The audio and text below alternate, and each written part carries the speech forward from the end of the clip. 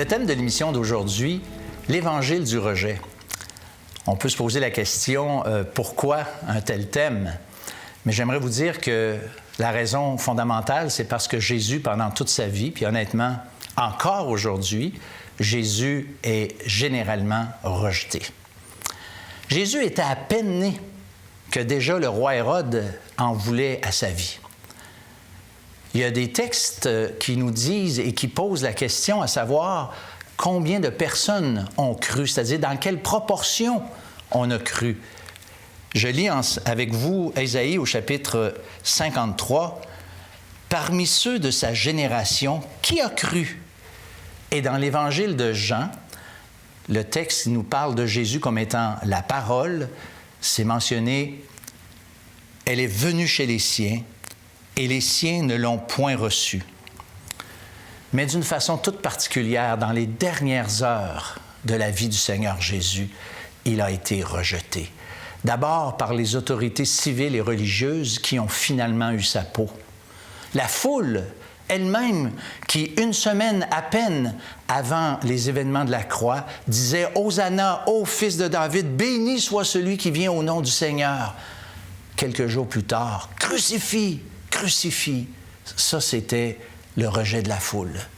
Mais malheureusement aussi, ses disciples, ses propres disciples, certains l'ont renié, un autre trahi, et tous l'ont abandonné.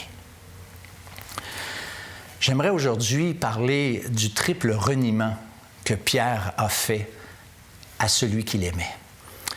Il faut se mettre un peu dans le contexte et réaliser que les disciples étaient avec le Seigneur depuis 2-3 ans pour la plupart d'entre eux. Et ils l'ont vu aller, ils l'ont vu marcher avec lui. Et Pierre, d'une façon toute particulière, c'était un homme de cœur, un homme entier. Et Pierre aimait vraiment le Seigneur, comme nous, on peut aimer quelqu'un d'une façon humaine. Et l'apôtre Pierre, qui était de cette façon-là, quand il a entendu le Seigneur dire la chose suivante, il dit « Je serai pour vous tous cette nuit une occasion de chute » ou encore, comme une certaine version de la Bible le rend, « Cette nuit même, vous allez tous être ébranlés dans votre foi en voyant ce qui va m'arriver. » Alors, Pierre, un homme de cœur, un homme entier, répond au Seigneur Jésus, « Même si tu étais pour tous une occasion de chute, tu ne le seras jamais pour moi. » Pierre était tellement attaché au Seigneur qu'il croyait sincèrement être capable d'aller jusqu'à donner sa vie tellement il l'aimait.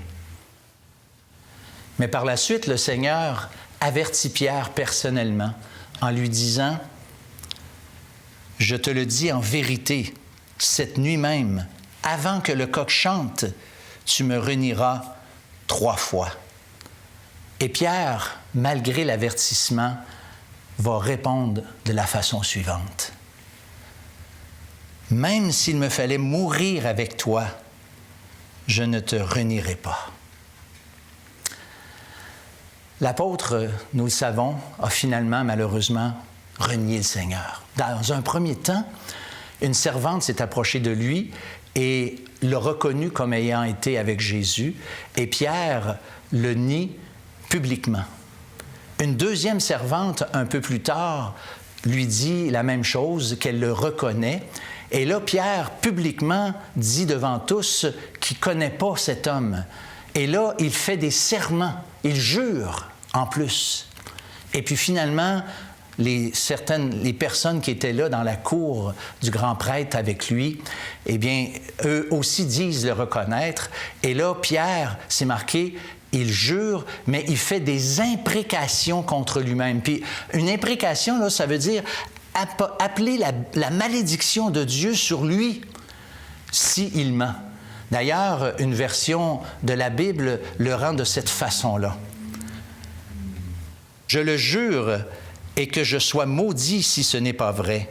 Je ne connais pas cet homme. » Aussitôt après, on entend le chant du coq.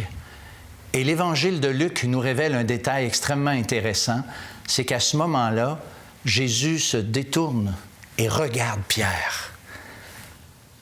Le Seigneur s'étant retourné, regarda Pierre. C'est alors que Pierre craque littéralement, sort de cet endroit et pleure amèrement, nous dit le texte.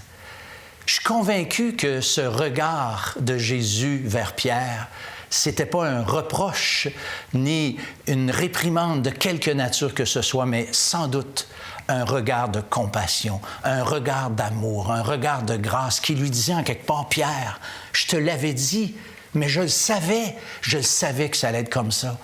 Et pour moi, il n'y a pas de surprise, puis je te pardonne. Ça ne le dit pas, mais j'aime à penser que c'est comme ça parce que la réaction de Pierre qui pleure me montre clairement que c'est comme ça que Pierre a compris le message.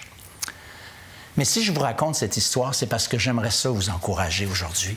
Parce qu'en quelque part, l'amour que Jésus a eu pour son Pierre qui venait de le renier est exactement le même pour chacun d'entre nous. Parce que Jésus nous aime, il a été jusqu'à la croix. La Bible dit que Jésus a souffert pour nos péchés parce que justement, il voulait nous pardonner chacun d'entre nous. Dieu nous aime comme c'est difficile de l'imaginer. Dans Jean, l'Évangile, au chapitre 3, verset 16, c'est écrit « Car Dieu a tant aimé, car Dieu a tellement aimé le monde qu'il a donné son Fils unique. » Le Seigneur nous aime, nous, à chacun d'entre nous aujourd'hui, comme de toute évidence, il aimait son cher disciple Pierre, même s'il l'avait renié. Cet amour l'a poussé d'aller jusqu'à la croix.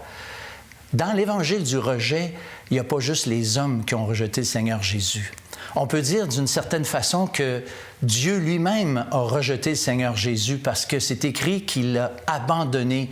Lorsque Jésus a crié « Élie, Élie, lama sabachthani », bien, le Seigneur Jésus, ça voulait dire « Mon Dieu, pourquoi m'as-tu abandonné? » C'est parce qu'il payait les péchés.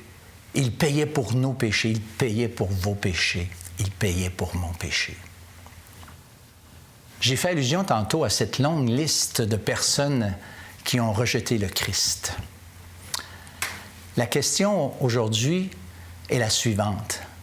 Est-ce que vous allez mettre votre nom, ajouter votre nom à cette liste? Il y a des personnes qui, parmi celles qui l'ont rejeté, qui plus tard l'ont définitivement rejeté, comme Judas, par exemple, qui est appelé par le Seigneur Jésus le fils de la perdition. Tous ces gens contribuent à faire en sorte que l'Évangile peut effectivement être appelé l'Évangile du rejet. Mais heureusement, comme l'apôtre Pierre, il y a des gens qui ont changé d'opinion, qui ont changé d'avis, qui se sont positionnés contraires à la position qu'ils avaient prise auparavant et qui se sont détournés de leurs péchés et ont suivi le Christ à partir de ce jour-là. Et qu'est-ce qui est merveilleux, c'est que tous ceux qui ont décidé de faire ça, ils ont été accueillis d'une façon particulièrement extraordinaire. Les bras ouverts du Seigneur Jésus, ses mains percées qui les ont accueillis.